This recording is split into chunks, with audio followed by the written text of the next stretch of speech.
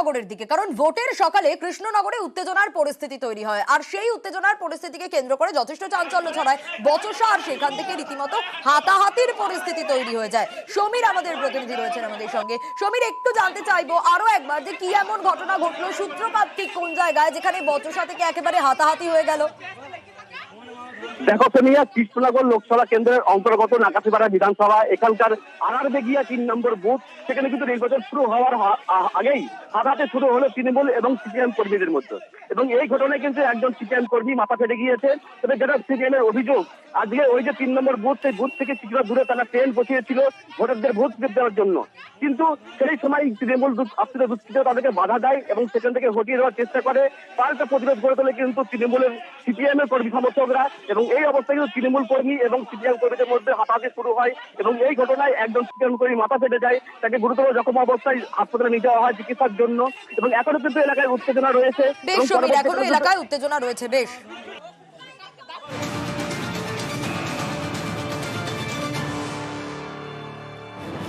আর কৃষ্ণনগরের পর এবার বহরমপুরের দিকে নজর রাখবো, কারণ বহরমপুরের সালারে উত্তেজনার খবর পাওয়া যাচ্ছে।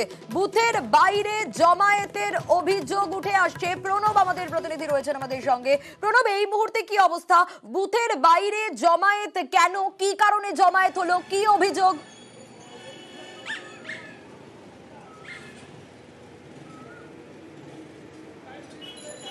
দেখো, বহরমপুর লোকসভার সালারের কাঁচরার মিল্কিপাড়ার যে অঙ্গনারী কেন্দ্র রয়েছে, সেই অঙ্গনারী কেন্দ্রে কংগ্রেসের যে এজেন্ট রয়েছে সেই এজেন্টকে বসতে বাধা দেয় বলে কিন্তু অভিযোগ। এবং তৃণমূল আশ্রিত দুষ্কৃতীরা সেই এজেন্টকে ঢুকতে বাধা দেয় এবং তাকে মারধর করায়। এরপরে কিন্তু এলাকায় উত্তেজনা হয় এবং বুথের বাইরে প্রচুর জমায়েত থাকে। তারপরে কিন্তু সালার থানার পুলিশ এবং কেন্দ্রীয় বাহিনী এসে সেই জমায়েতকে সরিয়ে দেয়। এবং এলাকার যে কংগ্রেস নেতা, তার অভিযোগ বিভিন্ন বুথের মধ্যে তৃণমূল আশ্রিত দুষ্কৃতীরাই এইভাবে সন্ত্রাস ছড়াচ্ছে এবং অনেক জায়গাতেই তোমার বুথের এজেন্টদেরকে ভয় দেখানো হচ্ছে এবং বেশ কয়েক জায়গাতে মারধরও করা হচ্ছে। যদিও পুলিশ অভিযোগ পাওয়ার পরে কিন্তু সক্রিয়, তারপর সেই সব জায়গায় যাচ্ছে এবং যেই সব জায়গাতে এজেন্টদেরকে বসতে দেওয়া হচ্ছে না সেখানে কিন্তু এজেন্টদেরকে বসানো হচ্ছে। এবং কিছুক্ষণ আগেই তোমার অধীর চৌধুরী তোমার বেরিয়েছেন বহরমপুরের কাশিমবাজারের বাড়ি থেকে, তিনিও কিন্তু একই অভিযোগ করেছেন যে কংগ্রেসের এজেন্ট। এই মুহূর্তে ঠিক কি পরিস্থিতি এবং তার বিরুদ্ধে কিন্তু তিনি নির্বাচন কমিশনের কাছেও অভিযোগ। দেখো, এখন এই মুহূর্তে কিন্তু সালারের কান্দাতে সুষ্ঠুভাবে ভোট হচ্ছে। যে এজেন্টকে বসতে দেওয়া হয়নি তাকে আবার পুলিশের পক্ষ থেকে বসানোর ব্যবস্থা করা হয়েছে এবং তারপর কিন্তু ভোট কিন্তু সুষ্ঠুভাবে চলছে। সোনিয়া।